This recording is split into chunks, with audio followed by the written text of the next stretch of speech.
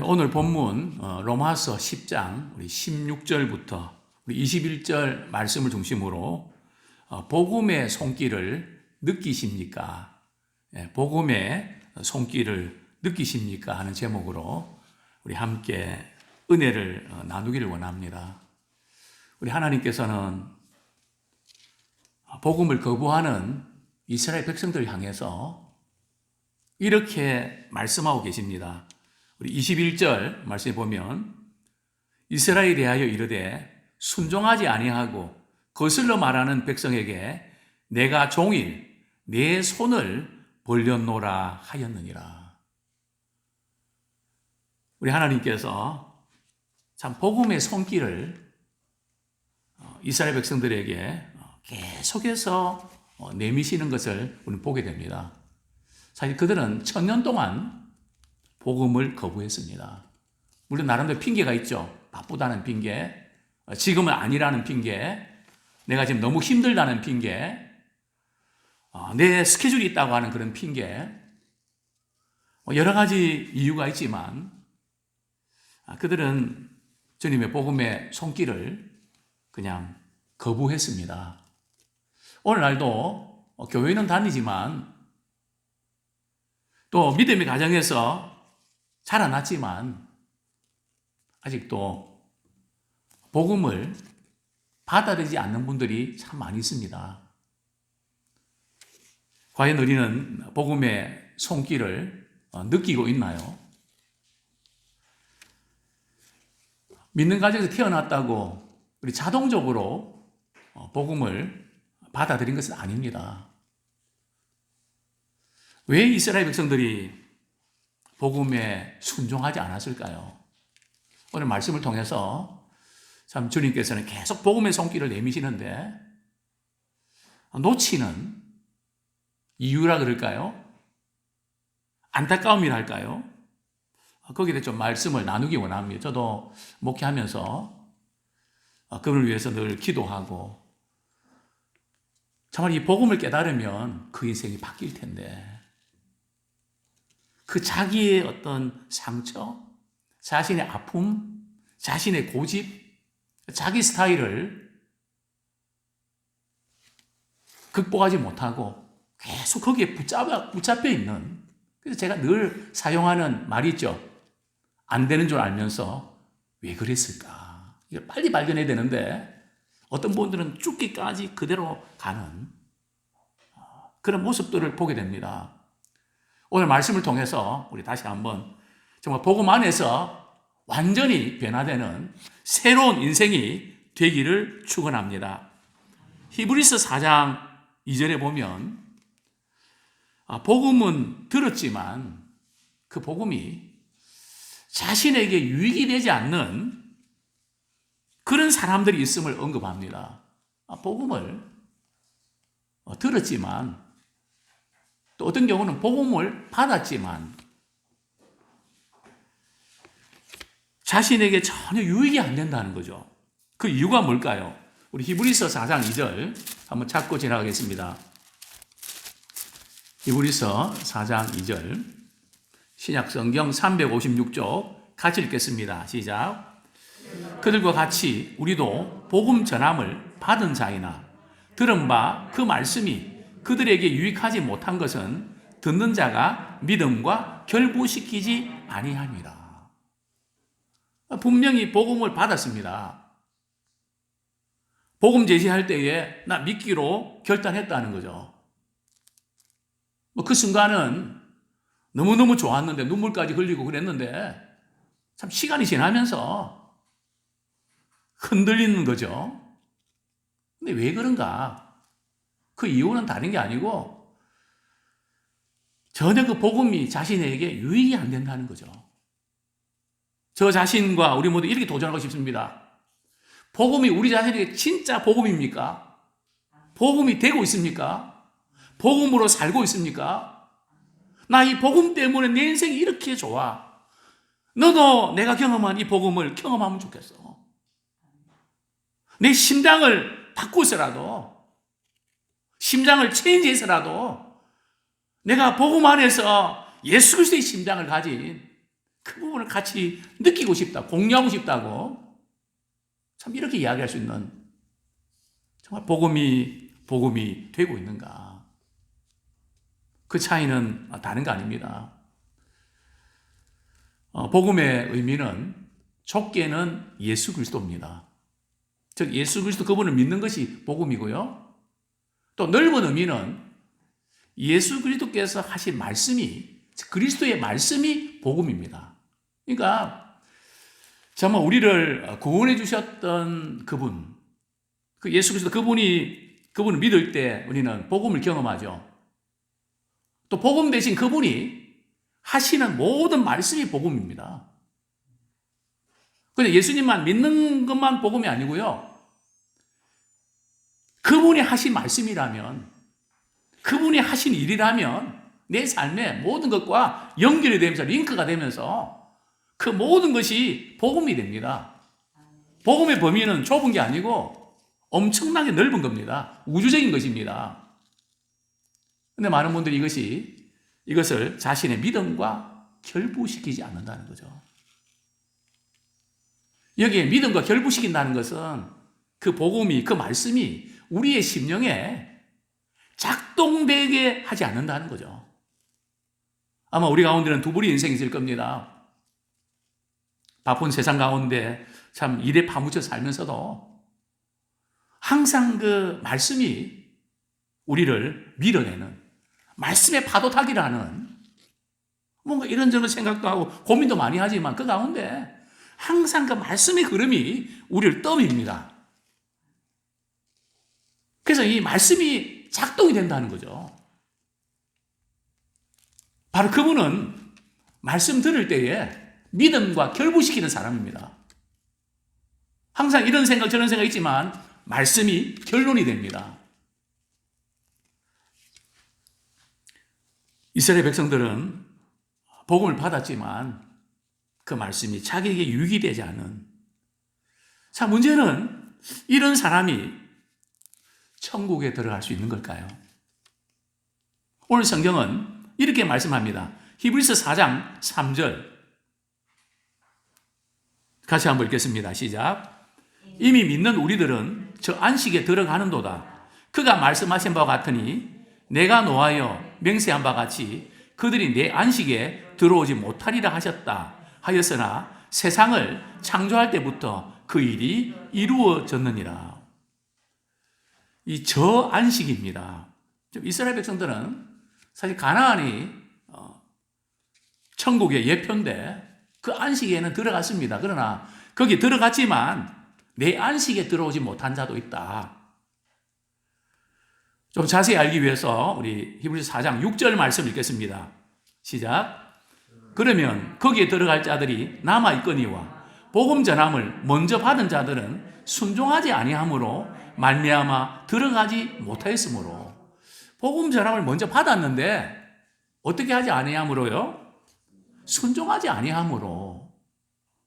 복음을 이미 받았는데 언제부터인가 순종이 끊어져 버렸다는 거죠. 그래서 복음에 대한 감격이 없습니다. 신앙생활 오래 하면 오래 할수록 복음에 대한 감격이 커지는 분이 있는가 하면 대부분은 약화되는 것을 보게 됩니다. 왜 그럴까요? 우리는 처음 교회 오셔서 믿음 생활하는 분들 기뻐서 감사하고 무슨 일이 없겠냐고, 제가 섬기기 일이 없겠냐고 막 그런 분들 참 보면 어떤 생각이 듭니까? 오래 신앙생활 하신 분들은 이렇게 말합니다. 나도 한때는 그랬지. 조금만 있어봐. 시험 들고 아마 그런 코스를 밟을걸. 그런가요? 그게 우리 신앙생활 하는 길입니까? 아닙니다. 의지하며 순종하는 길은 정말 복되고 즐거운 길입니다. 우리가 순종할 때에 하나님의 사랑이 계속 리필이 됩니다. 그러니까 우리의 문제는 다른 데 있는 게 아니고 느낌과 감정에 있는 것도 아니고 주님께서 말씀하시면 거기에 반응을 해야 되는데 믿음과 결부시켜야 되는데 그러나가 작동하는 겁니다.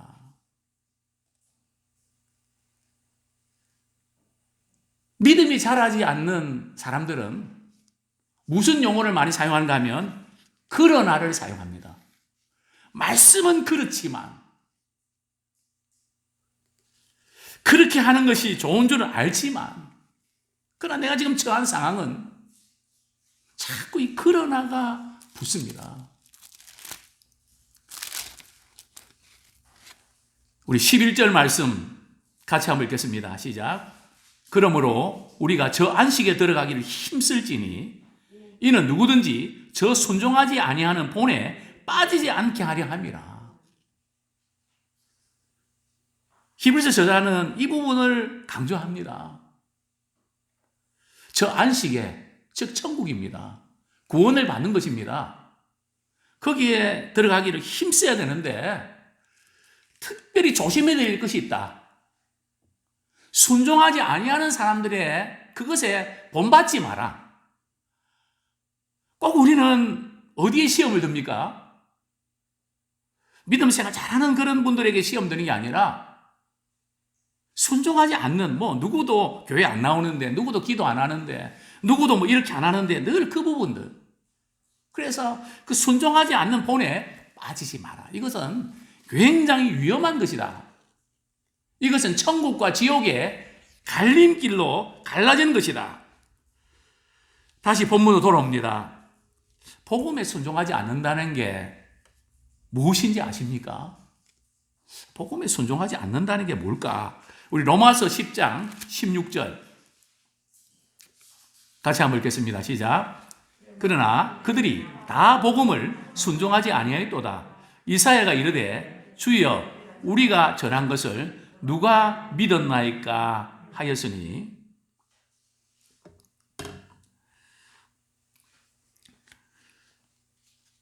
오늘 본문에 보면 그들이 다 복음을 순종하지 아니하였다. 여기 그들은 누굴까요? 유대인들인데 여기 다 복음을 순종하지 아니했다는 것은 유대인들 가운데 복음에 순종하는 사람이 아무도 없었다는 게 아니고요. 거의 대부분이 복음에 순종하지 않는 것이 생활화되어 있었다는 거죠. 그냥 듣고 끝나버렸다는 거죠. 여기서 혹시 우리의 영적 상태는 아닙니까? 듣고 우리가 반응해야 되는데 듣고 끝나버리는, 이것이 이스라엘 백성들 경우는, 유대인들 경우는 천년이나 갔다는 거죠. 근데 그런 사람들이 대부분이었다는 거죠. 이사야 선지자도 당시에 참 이렇게 예언을 했습니다. 우리가 전한 것을 누가 믿었느냐. 우리가 이 선교사 파송할 때에 자주 우리 사용하는 성경 구절이 있죠. 우리 이사야서 8장이죠. 이사야서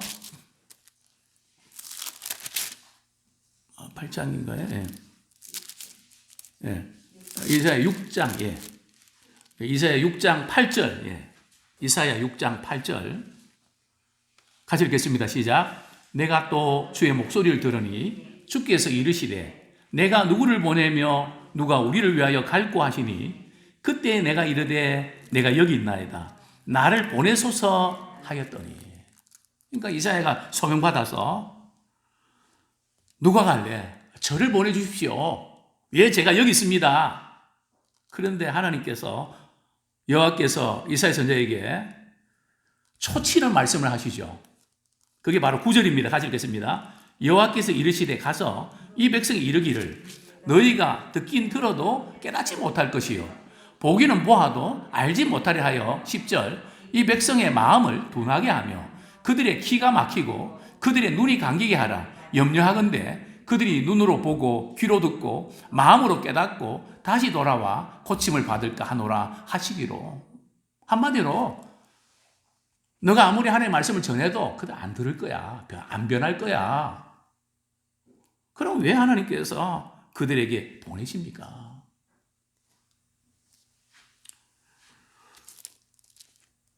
그래서 11절에 보면 이사야 선지자가 기가 막혀서 말이에요. 주여, 어느 때까지니까? 언제? 말씀을 전해도 안 변하는 그 상태가 언제까지 가는 겁니까? 근데 이제 11절 하반절부터 13절까지 보면 황폐하게 될 때까지, 갈 때까지 다 가도록 변화가 안 된다는 거죠. 그런데 하나님께서 이사야 선지자를 보내십니다. 그래서 이사야 선지자는 우리가 그렇게 전했는데 누가 믿었습니까? 거의 안 믿었습니다. 말씀을 그렇게 많이 들었지만 거의 안 변합니다. 혹시 이것이 또 우리의 모습은 아닙니까?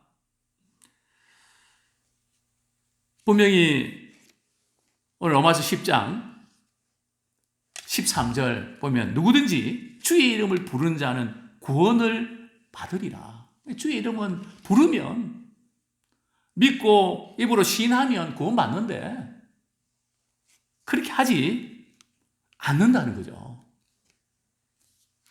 그러면서 왜 그들에게 믿음이 생기지 않는가? 왜 믿음이 답보 상태에 있는가? 아니, 답보 상태가 아니라 왜 믿음이 침체 상태, 퇴보 상태에 있는가? 그러면서 어떻게 하면 믿음이 생길 수 있는가? 그것이 바로 17절 말씀입니다. 같이 읽겠습니다. 시작. 그러므로 믿음은 들음에서 나며 들음은 그리스도의 말씀으로 말미암았느니라. 즉 믿음은 어떻게 생긴다고요? 하나님의 말씀을 들어야 생깁니다. 우리가 믿지 않는 우리 가족들, 부모님들, 우리 형제들 위해서 그 영혼을 하나님 그 마음문 열고 주님 믿게 주십시오. 우리 기도하는 거 대단히 중요합니다. 왜냐하면 성령께서 그 마음을 열어주셔야 되거든요. 그래서 기도는 필수입니다.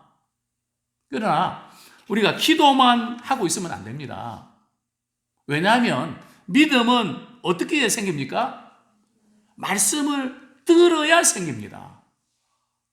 불신자가 그냥 이렇게 믿음이 생기는 게 아니고요. 교회에 오든지 소그룹 모임, 목장 모임에 가든지 친구들과 만나든지 이런저런 대화를 통해서 주님의 말씀을 들을 때에 그때 믿음이 작동하는 겁니다.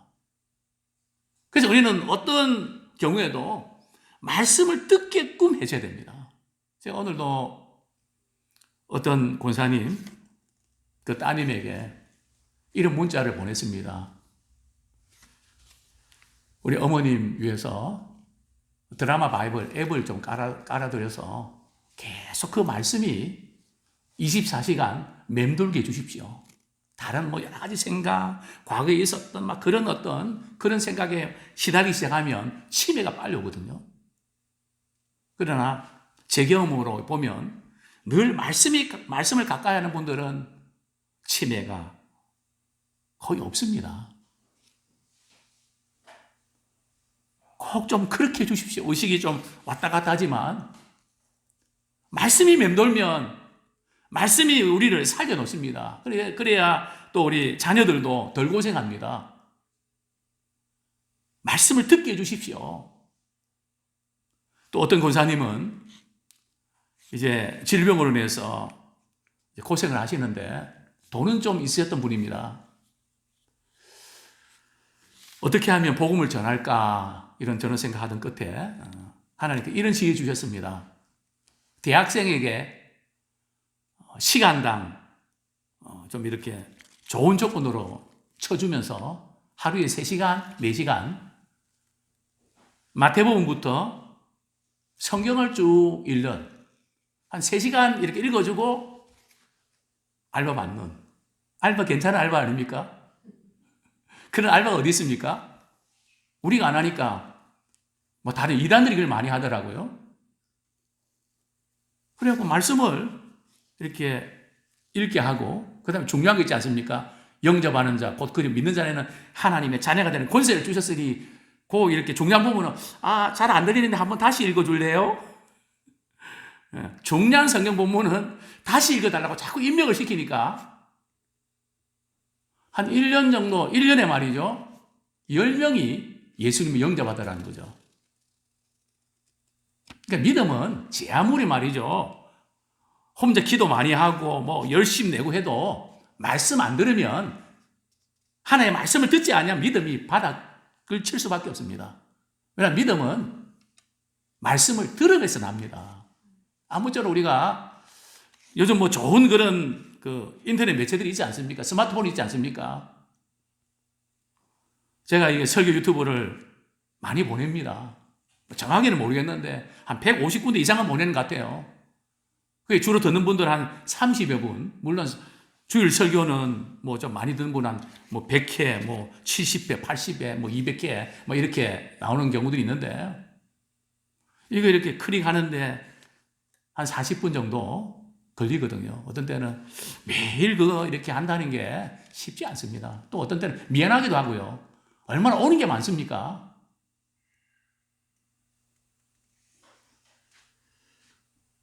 그 들어주는 것도 이게 인간적으로는 좀 이게 부담 드리는 거 아닌가. 부담 드리는 거죠. 그러나 그럼에도 불구하고 그냥 이 말씀을 이렇게 들으라고. 특별히 이제 전도 대상자들 싫어하는 분들 계속 보냅니다. 어떤 분은 전화번호 바뀌었는데 모르고 해다가 말이죠. 이런 거 다시 올리지 말라고. 막 그냥 또 막 욕도 먹고 말이죠. 막 그냥 댓글도 이상한 댓글도 달고 막 그런 그거야 막 아무것도 아니죠. 뭐 미안하다 하고 그래서라도 복음 듣고 그분이 주님 만난다면 그 인생이 바뀐다면 얼마나 좋을까. 복음은 들음에서 나며 들음은 그리스도의 말씀으로 말미암느니라.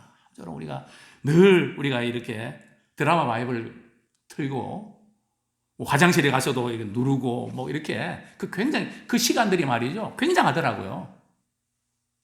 어쨌든 우리는 늘 말씀에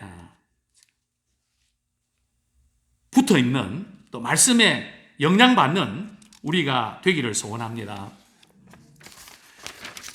18절 그러나 내가 말하노니 그들이 듣지 아니하였느냐 그렇지 아니하니.